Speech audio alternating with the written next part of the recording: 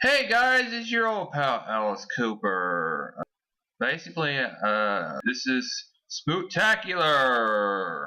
So you're gonna be seeing a bunch of horror movies that have a Halloween theme to it. Look for it all this month.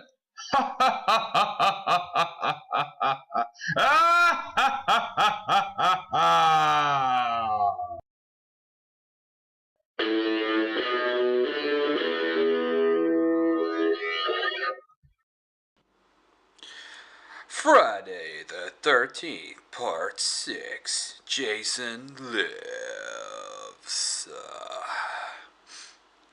So, here we go. Years have passed since the events of the previous film, and the Crystal Lake has been renamed to Forest Green. Tommy Jarvis still suffers from hallucinations ever since the past encounter with Jason Voorhees. Returns with his friend Alan Hawes. Hoping to cremate Jason's body and therefore stop his hallucinations. At the cemetery, they dig up Jason's corpse, but seeing it causes Tommy to snap, and he stabs Jason's body repeatedly with a metal fence post. As he turns his back on Jason, two lightning bolts strike the post and revive Jason. Basically, it's 1.21 gigawatts of electricity times 2. There you go. I think that's 2.42 gigawatts. And it revives Jason, who kills Hawes. And he grabs the mask that freaking Tommy brought with him and put it in the grave, puts it on. Tommy makes his way to the sheriff's office where he panics and attempts to grab weapons, but is caught and arrested. His warning that Jason has returned goes unheeded by Sheriff Mike Garris, who is aware of Tommy's mental problems and thinks he is imagining Jason. On the road, camp counselors Darren and Lizbeth get lost looking for the camp and run into Jason, who impales them both with a metal rod that resurrected him.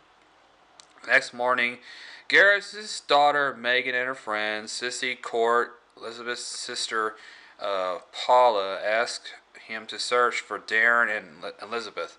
Tommy warns them about Jason, but is now considered an urban legend. They ignore the warnings, though Megan becomes attracted to him, obviously. In the woods, Jason happens upon a corporate paintball game. He kills the players for their equipment, and then he has this machete and the arm is still attached to it, which is pretty darn cool, by the way. During these kills, Jason discovers that he is far stronger than before and rips off the man's arm without actually meaning to. At the camp Forest Green, the children arrive and the teens do their best to run the camp without Darren and Elizabeth. Meanwhile, Garrus decides to escort Tommy out of his jurisdiction due to his influence on Megan. Tommy tries to make a run for Jason's grave, but finds that the caretaker had covered it up, denying responsibility for it being dug up. And Hawes' body is buried in its place. Tommy is then escorted out of town. And before this, I want to go ahead and mention that he says, why do they have to go up and dig up Jason? Some people have a sick idea of entertainment.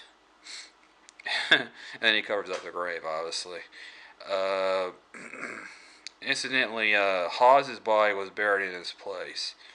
Tommy is then escorted out of town. That night, Jason murders the caretaker and nearby couple who witnessed the murder.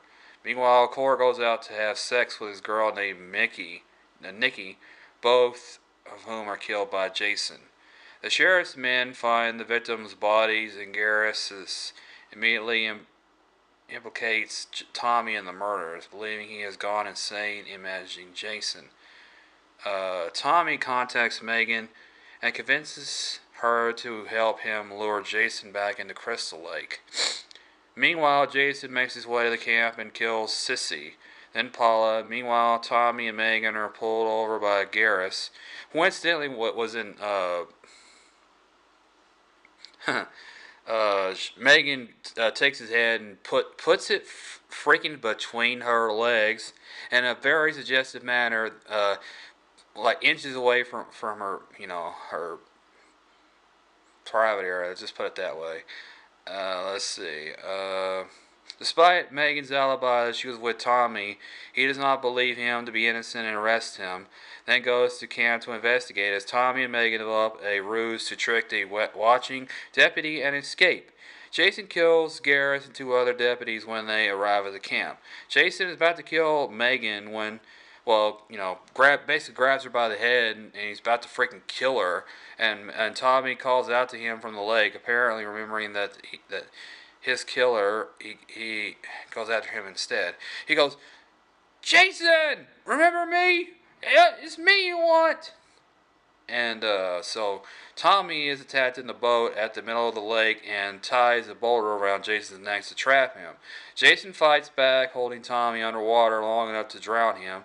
Megan rushes out to save him, but is nearly killed when Jason grabs her leg.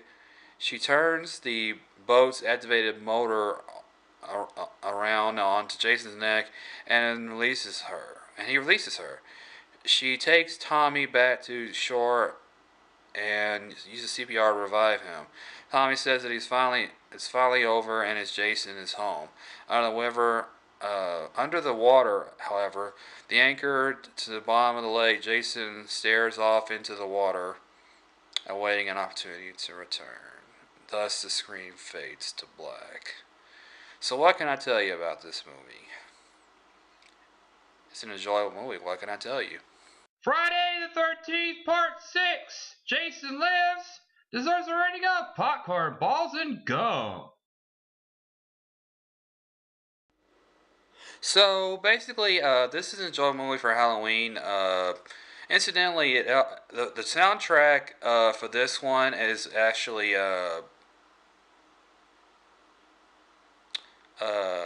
let's see, Alice Cooper, who did Teenage Frankenstein for one of the songs.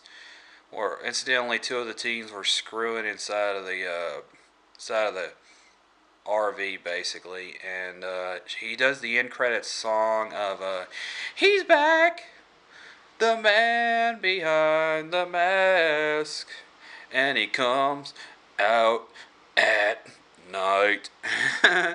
He's back, the man behind the mask, and he comes out at night. He's back, and he's out of control. He's back. Good song, by the way. Incidentally, it comes from a really good soundtrack, by the way. Alice Cooper is a great artist. So basically, go ahead and hit subscribe. Watch some more videos. Leave thumbs up to support the channel. Go ahead and leave a comment below. Thank you for watching. And I'll see you next time.